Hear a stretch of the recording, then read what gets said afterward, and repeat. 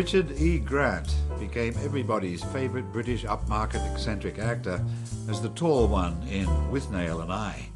Even Hollywood could tell he was from Britain. He was in fact from Swaziland, but that made him more empire than anybody. Secretly powering his gift for droll comedy was a deep sense of personal unease stemming from his childhood. The story began to surface in his first book of diaries, With Nails, and in his novel about Hollywood, By Design. Both books were disturbingly well written if you happen to be a writer. But the full story came out, and his writing reached even deeper, with the script for the movie he directed, Wah Wah. His book of the movie, the Wah Wah Diaries, is a real contribution to the vexed subject of imperial twilight, as well as being a deliciously entertaining account of a movie on the brink of disaster. The average film star is an ego on the loose. So is the average writer. Put them together, and what do you get? Wah Wah. Sounds good in Australian. It does, doesn't it? Yeah. I'm the Oz and you're the Swaz. I know. Swaziland. Why do we always get it mixed up with Zimbabwe? A lot of zit. Not the same place. Not the same place. When you were there, Yeah. when you were a kid, it's all in the movie, I know, and it's a lovely movie. I'll get to that in a minute. Thank you. But were you aware that it was the twilight of empire, or was it just the twilight of your dad? It was both. Yeah. Because we knew that independence was coming. It was a constant topic of conversation. Everywhere else that people had come either from India in 1947, had gone through what was then called Kenya, Tanganyika, Northern Rhodesia. If they hadn't died, they ended up in Swaziland. So there were people that were never ever going to go back home to England because they'd left young and they were never going to go back and find out that they had no status and the place had gone to the dogs. So right from the get-go, we knew that this was really the last gasp. And you could see on the maps, we had the big pink map of empire in our classroom along with a picture of the Queen, and you could just see which bits were falling off fast. So we did know. Your dad was the empire at its best, the bit that Africa was going to find it hard to do without. Was he not? Because he was an educator and much respected. And it's a terrific story. Your respect for him comes out of the movie and out of the book. I must say I was thrilled by the movie. Oh, thank you. I didn't expect that you could do it. Now that I've read the diary, I wonder how the hell you did.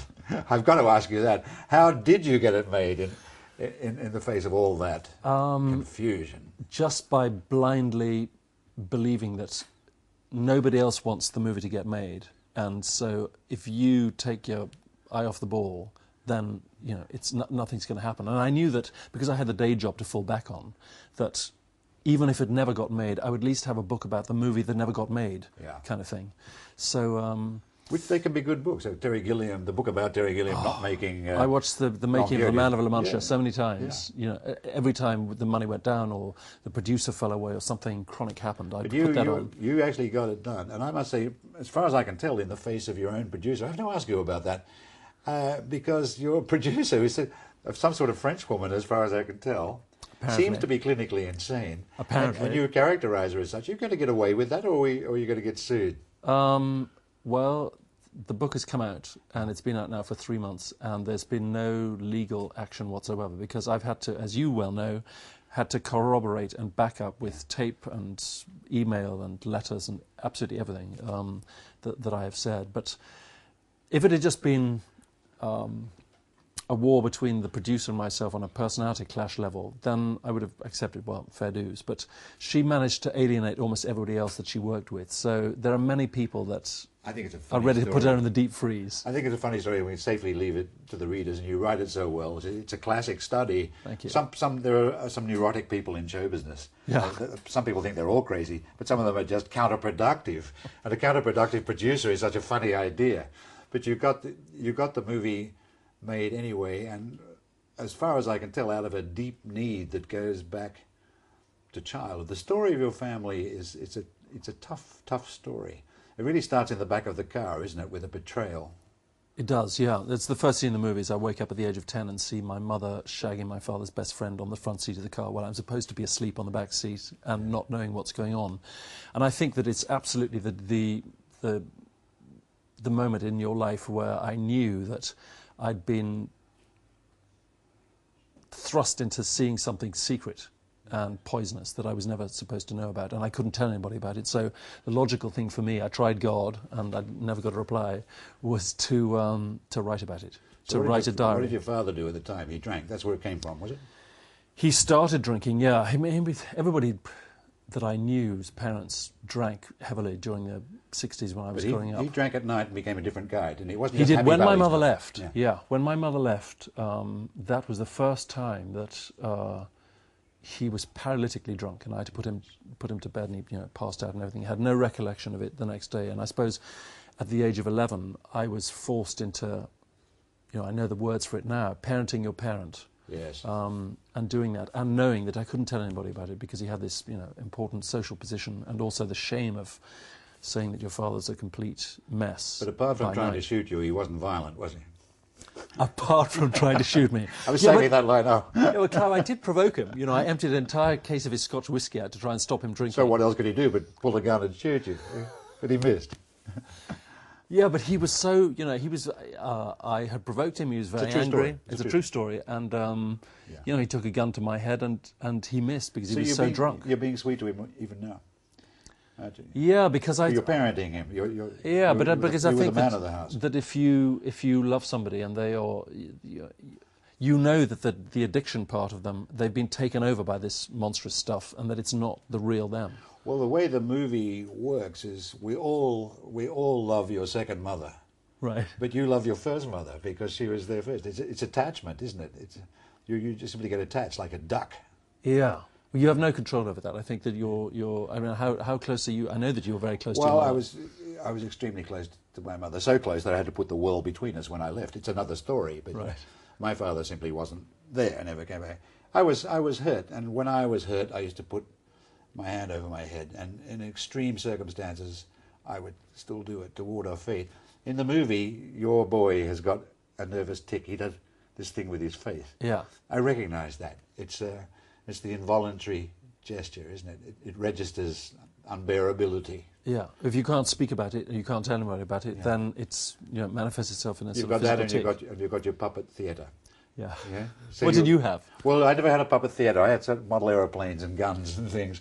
I did war, but I didn't do theatrics. But you did it like Bergman. You had this sympathy with performance, this expressing yourself through performance going on quite young. Yeah.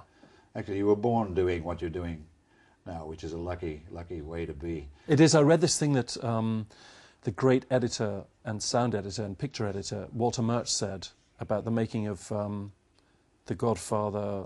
He edited all the Godfathers and Apocalypse Now, and he did this a book with Michael Ondaatje of recorded conversations, and he said that if you have a hobby at the age of 10 or 11 and it then becomes your profession when you're an adult, you have the bigger chance of gaining happiness in your adult life than anything else.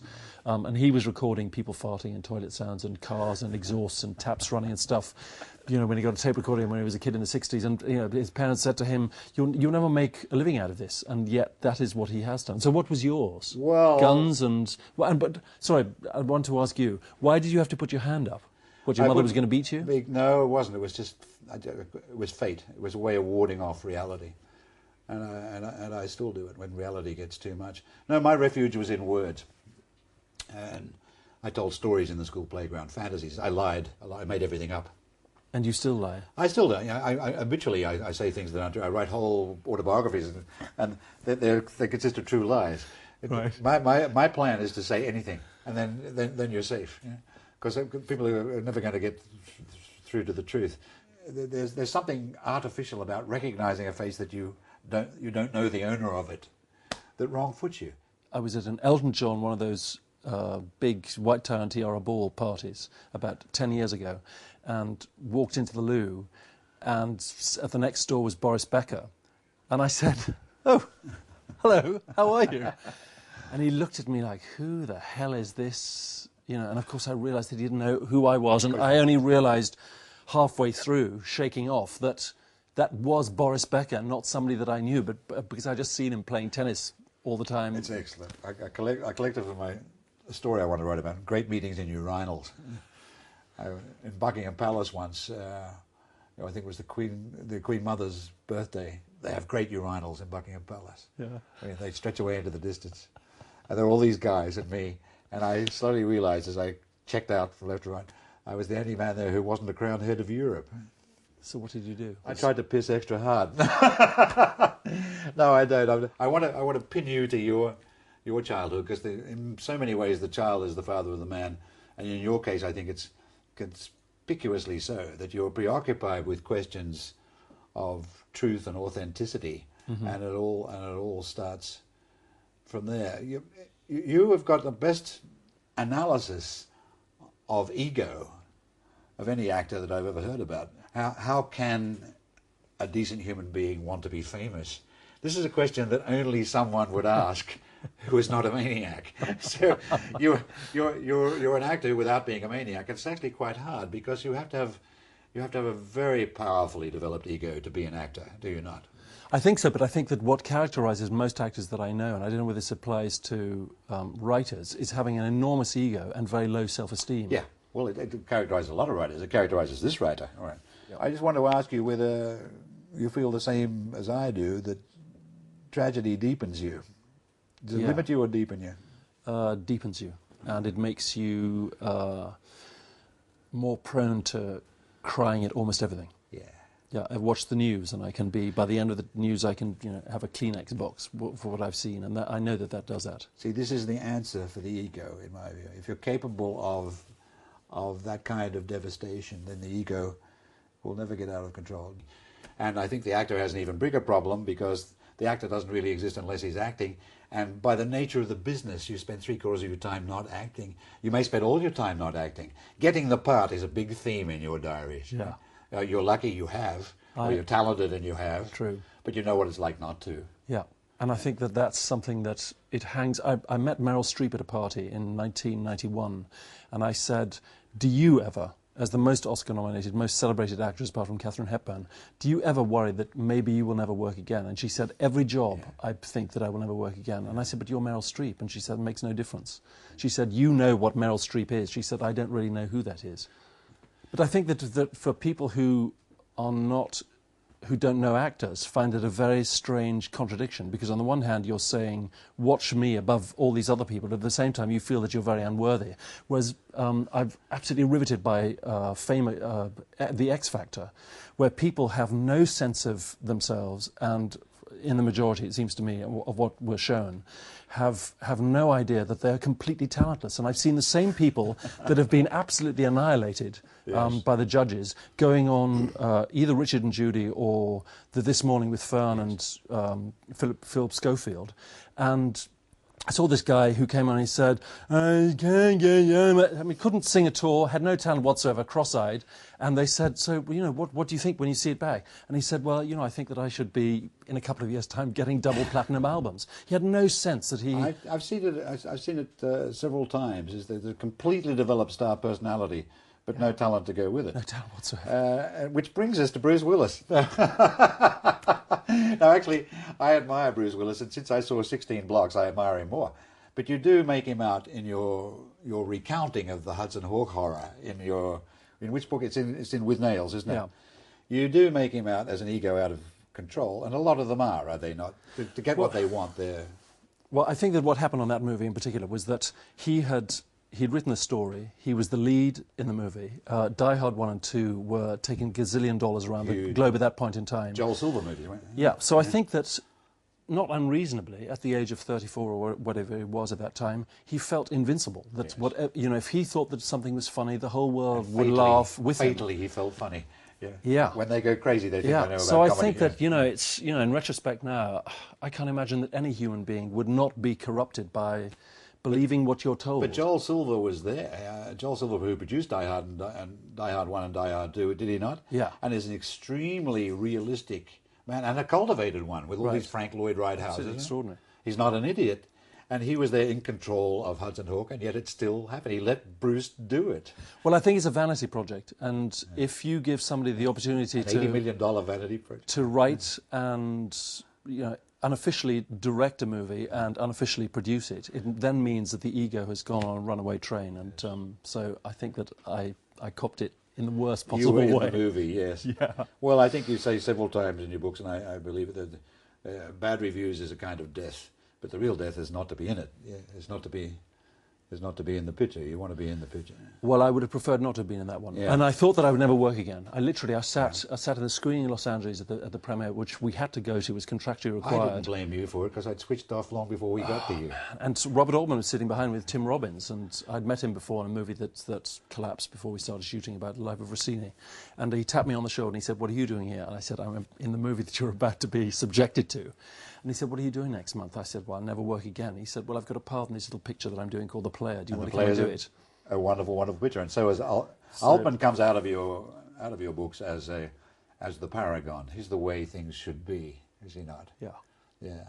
But there's only room for like one of him, and he was regarded actually as a loser in Hollywood at the time he made the play. He hadn't had a hit for ages. Absolutely, yeah. So he's a real maverick that dispenses with the whole star system, and yet every person in his movie is a kind of star, and that he's the ringmaster, but he cast everybody who's basically famous and pays them the same. So it can be done. It can be done. You can be normal. Well, you're one of these now. You've directed your own movie. Yeah. You're a player. Just doing 6 years. You're a player in the sense. Are you going to maintain your sweet normality? I think perhaps you are, but you have to concentrate on it, don't you? Because people start to agree with you. I think that I myself, in my tiny way, have found that the fatal element is that when you get a certain amount of work happening around you, and people are depending on you, everyone starts to agree with you all the time. That, or you get, then there's the other side of it, and I don't know how much of this you've had, but the people that I grew up with, or the people that I was at drama school and university with 30 years ago in Cape Town, ironically, the worst reviews for the Wah Wah movie came from South Africa. Yes. And the people that I thought were my closest friends have been the most reticent and the most critical. Well, I've never done anything like that, but I know what you're talking about. So there's a tall poppy syndrome that... the attitude being, you may have fooled other people around the planet, but we know who you are and we know better. And that has been, so that's been tough. I didn't expect that. Well, it's very. You've got to have a sense of self-esteem. This is where to be deficient in it is so dangerous. Yeah. You've got to be able to tell yourself, I always was a tall poppy. And you can say that my mentor taught me about the arts, but if it hadn't been you, you wouldn't have found the mentor. You did have a mentor when you were in Swaz, didn't you? Yeah. What was his name again? A guy called Tom Bailey and Bunny Barnes. These were two people. And they were the people who knew about the books and the pictures and introduced you to the art. They did, yeah. Yeah. Well, one tends to be very grateful, sometimes over grateful to such people. You would have found the arts eventually yourself anyway. But who do you have that were people that mentored you? I was lucky with a teacher when I was at school. Right. His name was Jazz. We called him Jazz. His name was Mr. Aked, Jazz. And he said, Clive, you are the one. He made me read my essays out in class. So I got two educations. I got the idea that I wasn't a bad essay writer, and I started to be a performer. And then I had a great professor when I was at university. I was a very bad student. And I don't suppose I could have done it without my mentors, but on the other hand, if I hadn't been me, they wouldn't have been mentoring me. Somewhere you've got to say, well, look, I'm worth this. It's like an Estee Lauder advertisement, isn't it? Because I'm worth it. And you were the man you were the boy who had the magic cardboard book about the movies with F. Morris Speed's movie. God, your research is absolutely frightening. You write vividly, and I remember what you read. We're different generations as far as movie goes. I come from a time, I could name all of the Magnificent Seven. I still can. I'll bet you can't, because you come later. You're a sort of Godfather person. Horst Buchholz? Is that how you say his name? That's not the hard one. The hard one is Brad Dexter. Brad Dexter. Yul Brynner. Brad Dexter is the one who wants to know where the gold was. Do you know Brad Dexter in real life saved Frank Sinatra from drowning? How? A lot of people never forgave him for that. It was in the surf at Malibu. That was his other claim to fame. See, I knew that stuff. By the time you came along, it was The Godfather and the movie that you saw 27 times. Yeah, Nashville. Yeah, Nashville. Yeah, yeah. And it's a different. But do you still feel like that about the movies? Yes, I always did. They're not my. It's not a field that I was ever going to flourish in, but they're important to me, as they're important to almost everyone that I know, and that's the way I felt about it. I was completely immersed in them. They're a language that we share. It just interests me that the different generations don't necessarily share them. As somebody, I think it was Peter Bogdanovich, pointed out, you're getting to a generation now that's never heard of Charlton Heston. Now, Is that a bad thing? a bell rings. It will. Time goes by, and the old studio system that made people permanent, it didn't even make them permanent. There'll be generations that can't recognise Alan Ladd. Yeah. So you have to conclude that the day will come when even Bruce Willis will become as Elliot Gould and Ryan O'Neill. And So what's your theory on the people that have survived, especially with the 50s, of well, Bogart? your friend Matthew Modine had a fascinating theory. Is you don't really become a big star until you shoot people. And have the audience And they've be got to on like your you. side. If you can kill people on screen and people still like you, then you're a star. Then you're a movie star. Al Pacino being the obvious one, yeah.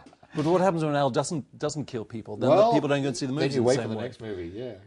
But how do you explain Bogart and Munro and Dean they lasting? had whole studios behind them. They had whole scripts behind them. I think the script is terribly important, and I'm sure you do too. You got the script of Wah Wah right before you did the movie, right? Yeah, you have to. Every frame. You do every frame you're going to shoot? Absolutely, yeah. And that's a must, is it not? I think you have to, otherwise, because I had to shoot it in 42 days, so I had no alternative. There was no contingency. I couldn't reshoot stuff. The rushes arrived. The final rushes of the picture arrived 3 weeks after we'd finished shooting. We were out of Swaziland, so there was no chance to go back and do anything. Have you always written, by the way? Because you write so well about it. Oh, thank you. Well, since keeping a Sweet diary. the way you say thank you. Can I say something else so you say thank you again? Wow. I like that. It's impossible to head off a compliment, isn't it? I don't know how to do it either. Well, how do you feel about taking compliments? I think it's I'm very bad at it. Do you think everybody is? No, I think everybody is. I mean, you long for them and you bad enjoy in two them. ways. I don't take it very well, yet I need a lot of it. It could be a worse combination, right? I know, terrible. It's like the ego problem. Yeah? You want to be sane, but unless you have a tremendous self-belief or self-assertion, you won't make it. But you also don't want to end up with mad actress syndrome, where you say, no, I was terrible in this part, and they say, no, you were really good. No, I was terrible. No, you were really good. And you say, for fuck's sake, you were fine in the part. Oh, what, didn't you think I was very good? Yeah. It's sort of an endless harpoon that's you never get the whale. Tell me what else you didn't like about my movie. That happened to you and Barbara Streisand, didn't it? There's a very funny scene in one of your diaries where I feel totally different about Barbara Streisand, so you're safe here because you can sit here and praise her. Right. And I'll remind you of the day she kept me waiting for 5 hours. She didn't 5 do that. hours. She didn't do that. I'd be happy to wait for 5 hours. You bumped her into a party. What she didn't know is that you'd loved her all your life, right? Yeah, she didn't know that. Yeah. And she only really wanted to talk. Well, not only really. She wanted to talk about her movie Prince of Tides, which was. She knew you'd seen it. She knew that I'd seen. You had a couple of opinions on it. Yeah. And you found the danger of offering them. I did, but I was amazed that she canvassed opinions all round, and then somebody pointed out that she will listen to almost anybody, as long as they have an opinion. And I know that having directed a movie now, that asking people who are not directly connected with a movie and have nothing to gain or lose by it, that is valuable, because somebody will say, Clive, this bit's a bit boring, or I didn't understand that. You've got a line in Withnail where you say, you wish that you liked the movie as much as you liked them. Yeah. And it raises the question of what you say to them. Do you actually say the flat-out truth of your opinion to people? I think that it's like, I don't think it's any different from people. If you're not in a movie situation, you have to be circumspect with the truth, because people know. Well, it's called going round in the theatre. You go around the theatre and you have to find something to say when the thing is a dog. Absolutely, because and you know the have person's... a few lines. You say, what can I say? That's a good one. Absolutely. It's unique. Yeah. Or smack them on the back and say, you've done it again. You've never had a dud book, but I've been in things that are duds. You know more than anybody coming to tell you that you're in something that's a stinker. I had a West End production that crashed, and I know all about it. But ego is by nature out of control, and it has to be reined in, does it not? Yeah. You can't do without one. No. Not in show business. In any business? Yeah. Well, do you think it's any different in any other business? Is it really the same for, say, the Archbishop of Canterbury? Is it really the same? Does he dream of being the Archbishop of Canterbury when he's young? Does he say one day it's going to be me up there? I'd like to think so. Yeah, you think so? Yeah. Wanting it to be you goes way back. It goes down back to Swaziland, really, doesn't it? Well, did you? No, I'm trying to ease you into your coming to England and your first, because you had a couple of rough years. Yeah. And then you got Withnail, and other people were up for it. Right. But you got it. You did a great audition. I've got a theory, correct me if I'm wrong, that the audition is settled in the first 2 minutes, and then all the rest they do the rest to see how you're going to stand up under torture. But I think that's right. they spotted straight away that you were the one. Yeah. I don't know. You'd have to ask the director. But I mean, there are directors, and I know that P.J. Hogan is one of them. So I've just read Rupert Everett's extraordinary autobiography, in which he said that I want to read that. Yeah, he had to go back, umpteen times to work with the guy. And I don't know whether it becomes it's a neurosis on the part of the director that they are incapable of making a decision. So I don't know that they always know that that's the one. They always think, well, maybe somebody better is going to come along. So it's. Well, it's commitment the nature of the business. People don't like to commit because something else might happen. So if you send them a script, you'll never get an answer because they want that. That's a bird in the hand. Yeah. Well, I know from casting my movie, it was almost instantaneous with the people that I hadn't seen before, that I knew that they were the one or not. And I think it's almost the same as the speed with which people buy a house. You walk in and you make this huge decision about a huge amount of money very, very quickly. You were Withnail, and of course that presents a problem. In my house, Withnail is much loved, and there's a danger, isn't there, of becoming a prisoner of the part?